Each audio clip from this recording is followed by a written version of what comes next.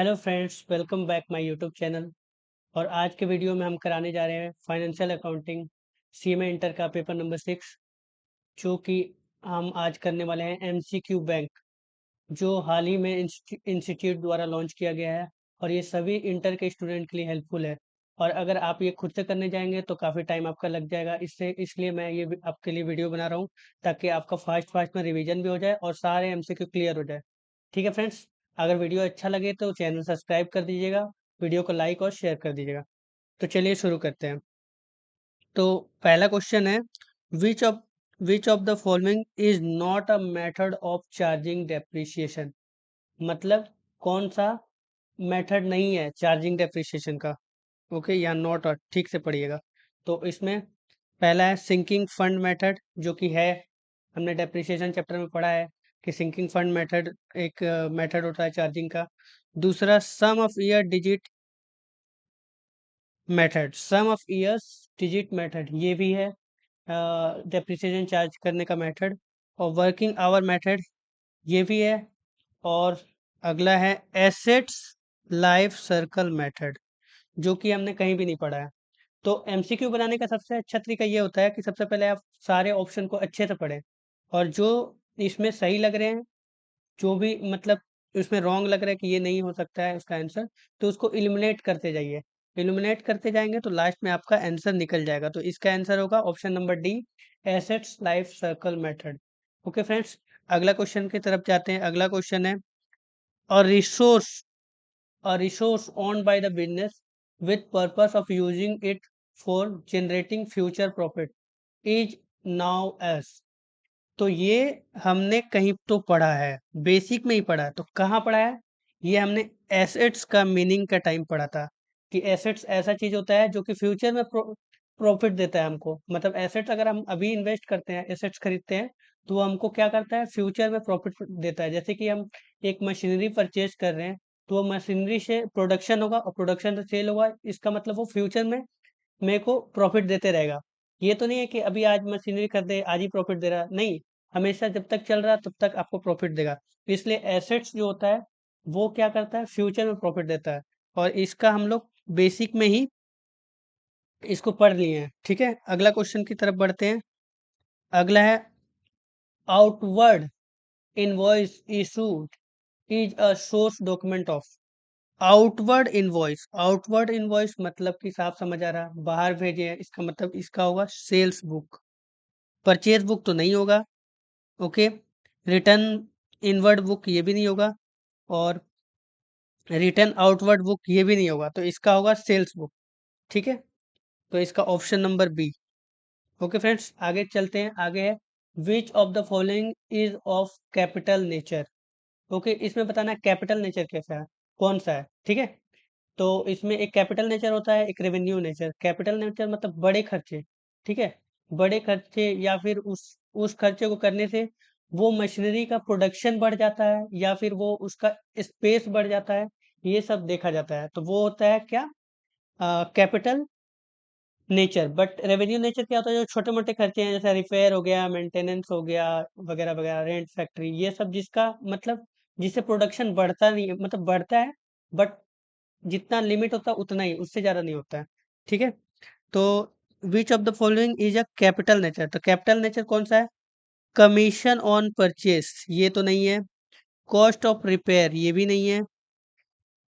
फिर आपका अगला क्या है, रेंट ऑफ फैक्ट्री, ये भी नहीं है, क्यों, रेवेन्यू नेचर है।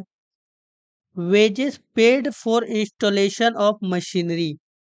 ओके, तो वेजेस जब हम पेड करते हैं इंस्टॉलेशन ऑफ मशीनरी के टाइम, मतलब जैसे हम कोई मशीन लाते हैं और उसको उस टाइम इंस्टॉल करते हैं, तो मशीन खरीदते हैं, वो तो बड़ा खर्चा है, वो कैपिटल एक्सपेंडिचर है। और उसमें जितने भी खर्चे लगते हैं उसको हम लोग मशीनरी का ही कॉस्ट मानते हैं। मशीनरी को लगाने तक का जितना भी खर्चा आता है वो सारा मशीनरी का कॉस्ट होता है। इसलिए इसका आंसर होगा option number D, wages paid for installation of machine. Okay, चलिए फ्रेंड्स, तो अगले क्वेश्चन की साइड बढ़ते हैं।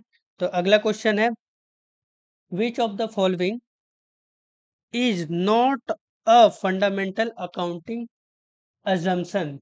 ओके, तो फंडामेंटल अकाउंटिंग अजम्पशन क्या क्या होता है? तो होता क्या है, गोइंग कंसर्न होता है, कंसिस्टेंसी होता है, एक्रूवल होता है,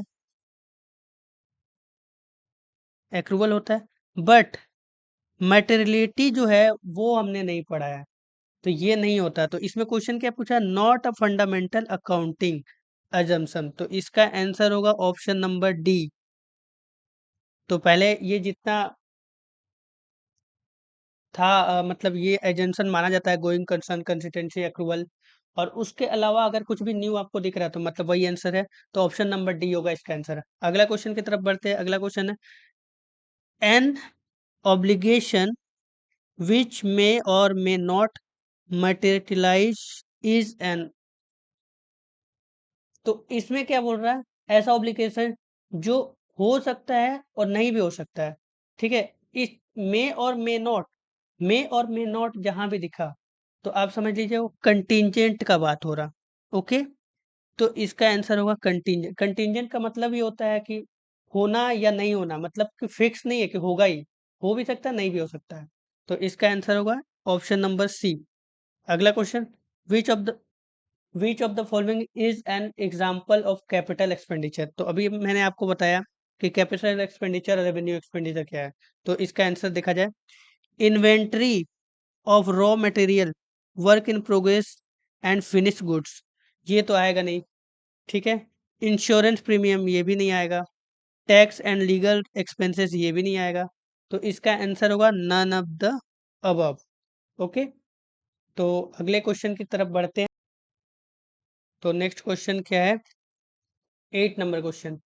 तो इसमें पूछा है, dash is specially suit to mines oil well quarries sandpits and similar asset of wasting character, तो ये एक पोर्शन ही उठा के, मतलब एक टॉपिक ही उठा के इसमें डाल दिया है जो कि डेप्रिसिएशन चैप्टर का है।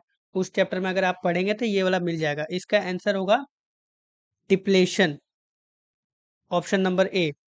अगला क्वेश्चन की साइड बढ़ते हैं। अगला क्वेश्चन है, which of the following amount has a credit balance, which of the following amount has a credit balance, credit balance किसका होता है। तो पढ़ते हैं, प्लांट एंड इक्विपमेंट अकाउंट, इसका तो डेबिट बैलेंस होता है। ठीक है, लोन अकाउंट ये हो सकता है इसका आंसर, क्योंकि लोन अकाउंट जो होता है हमेशा उसका क्रेडिट बैलेंस होता है। परचेज अकाउंट जो होता है वो भी डेबिट बैलेंस होता है, और नन ऑफ देव तो होगा नहीं। तो लोन अकाउंट जो है इसका आंसर होगा। तो ऑप्शन नंबर बी 9 नंबर का आंसर है। तो अगला क्वेश्चन की साइड बढ़ते हैं। अगला क्वेश्चन है, which of the following is are revenue expenditure, which of the following is are revenue expenditure, मतलब कि छोटे मोटे खर्चे जो कि कैपिटल एक्सपेंडिचर नहीं है वो रेवेन्यू एक्सपेंडिचर, तो कौन कौन से है। तो पहले consumption, storage, tax and legal expense, rent of factory, building, all of the above, इसका तो सारे ही होगा। क्योंकि इसमें पहले दो चेक कर लीजिए, अगर आप तीसरा नहीं समझ आया तो पहले तो देखिए, rent of factory and building ये तो रेवेन्यू एक्सपेंडिचर है क्योंकि ये कैपिटल है नहीं, और टैक्स एंड लीगल एक्सपेंस ये भी रेवेन्यू है। तो दो जब रेवेन्यू है तो ऑल ऑफ दी अबव ही होगा। ओके,